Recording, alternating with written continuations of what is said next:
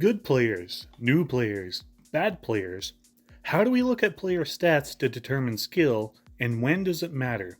We will be covering that in medium detail in this video. You're watching War Always Changes. Happy to have you here. Generally speaking, I think skill is irrelevant. Personally, I play video games for fun, not to be competitive.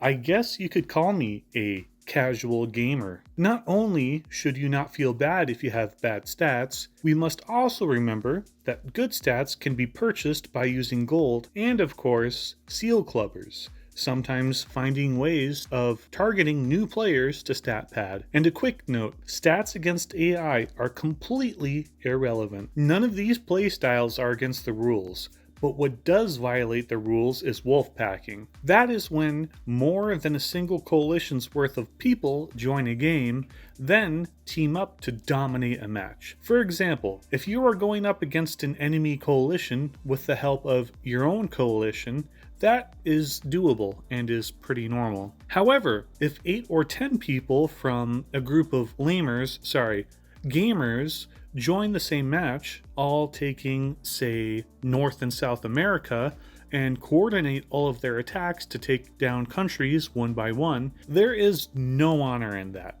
And it is most certainly against the rules. But do not fret, the community of Conflict of Nations isn't as toxic as some, and I have encountered very few issues with people having unfair advantages in my games. So if we take out the outliers of players, like those stated previously, we can get a decent idea of player skill. If people should be able to play for fun, and it doesn't matter what their skill level is, when does it matter? Well, if you are a tryhard, then looking at rank and player skill can be important for picking coalition members. While being close to each other is the most important factor, picking skillful players to be in your coalition can really increase your chance for success. Another scenario where skill may matter is when it comes to alliance recruiting. In alliance battles, it is the top players going at it with no gold to assist them. If it is an alliance that cares about being competitive, then you will want high-ranking and skillful players. The higher rank allows for getting higher-level officers,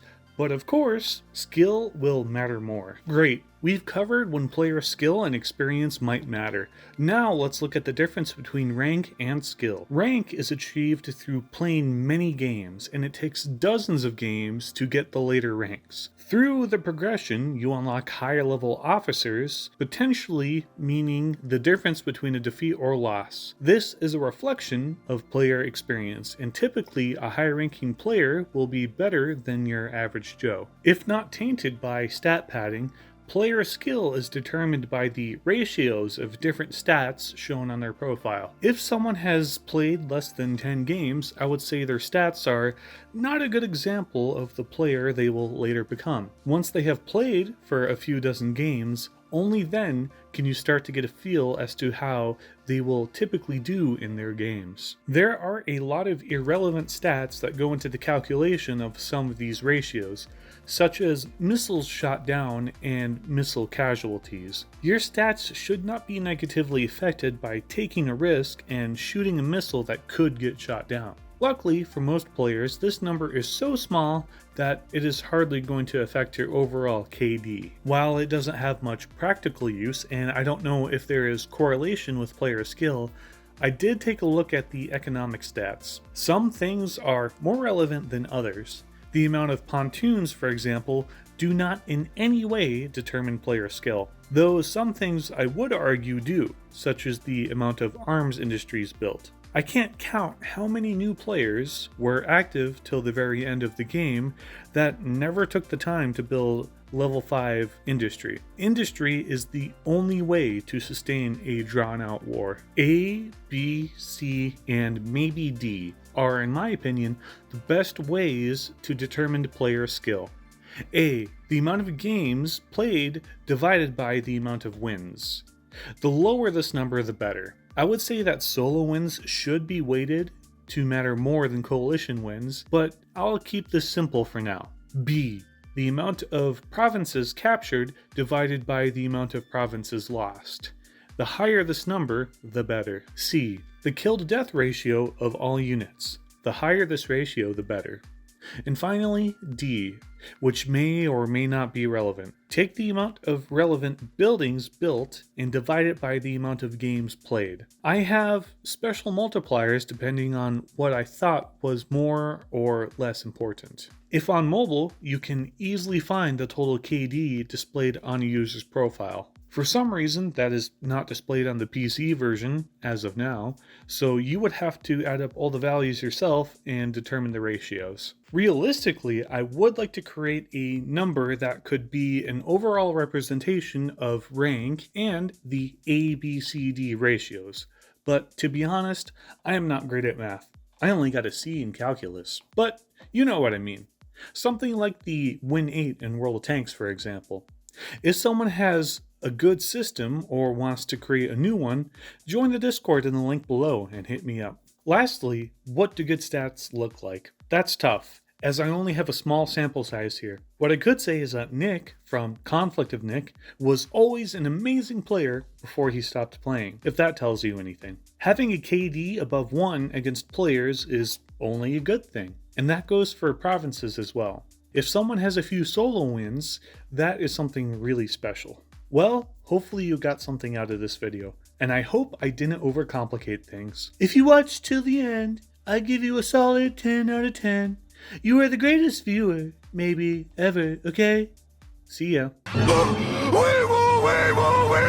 Getting ready to fire a conventional missile at Odessa. I can feel my heart beating. I have my jets moving across the border now. Clock has struck 4. Firing! Firing! Oh, there we go. We were right on the time. It doesn't take that long.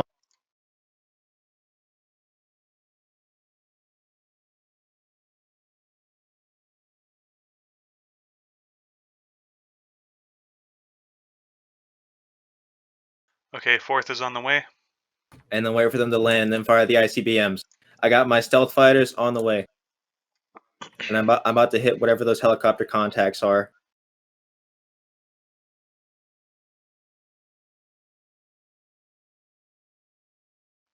This is actually... Oh, I'm going to hit all their helicopters. Oh my God. Yes! Yes! And I see so many more contacts. Oh my God. I'm going to hit... Did you hit? Did it hit? Yeah! It hit! It defeated 2 stacks. Yes! I just hit them all! And I only lost 3 fighters! Oh my God! Oh my God, you just killed them all! Holy shit, dude! You just killed them all!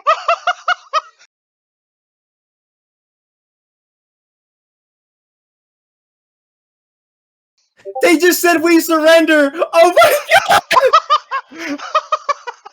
How much did they lose? The casualties are 10,000 Minnesota, 43,000 Chihuahua, 44,000 Ohio, none for you, 15,000 Michigan, none for you. Oh my God!